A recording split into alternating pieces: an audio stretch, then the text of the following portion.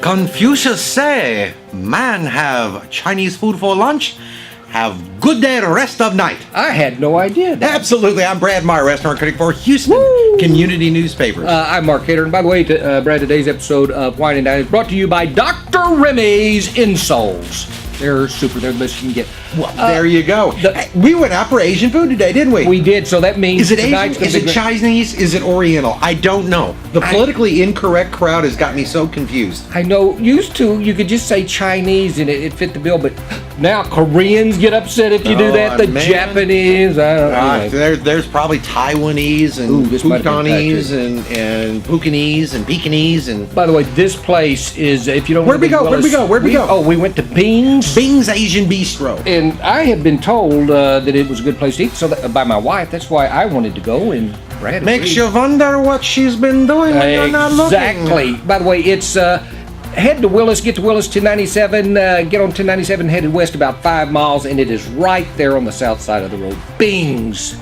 Right next to a place where you can hit the baseballs. They got some sort of automatic batting cages or something there. It's on the way to Bentwater, that fancy place out there. You pass over the bridge with the lake that doesn't have any water in it. It's fascinating. And there's not a lot of restaurants up on the 1097. Down there on the 105 side, those folks got kind of a grab hold of all the new restaurants. Not a lot up on the north side. This place has been there for a while, though. Gets pretty good reviews. Yeah. And I got to say, walking in, I think the looks of the place are very nice. I was impressed with the looks, the darkness. I thought it was a step above some of the other places we've been. I would liken it to one of the other Chinese or Oriental places we went to the other time, where you mentioned James Bond, Asian places. Absolutely. Cool. What's the one thing we both were a little persnipified about?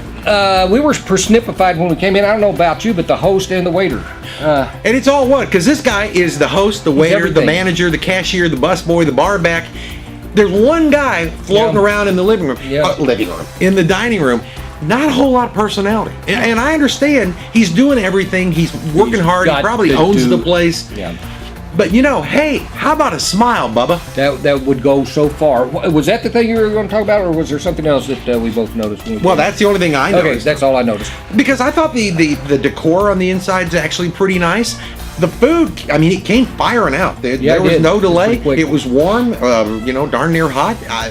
Actually flavorful. Yeah. It was pretty good. What's good about this, Brad, is he let me order first. I said, "Are you ready?" He said, "Go ahead and order." He said, "Go ahead and order." So I ordered the shrimp with lobster sauce, and then he says, "Oh, shoot." That's what he wanted. And normally we get different things so we can get a better idea, but he went ahead and ordered the shrimp and lobster sauce. We both had the shrimp and lobster sauce.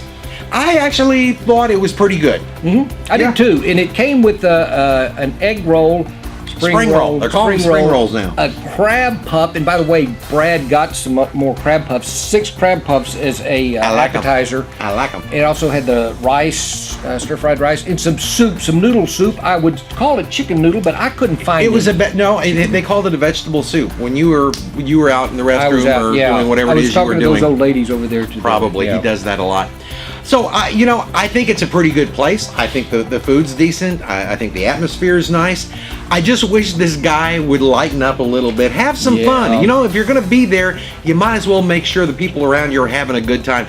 And that's us paying the bill. That's true. And the food, like Brad, it was good. It's hard to rate one Chinese or Oriental place over another, but this was good. Put a little soy sauce on mine, and it was really salty soy sauce. But the other food, $8.95. We got the meat and the rice and the spring roll and the egg, what do you call those things? The egg roll, spring rolls. No, the spring roll. What's that other thing that I already mentioned? The cheese in it and crab puff.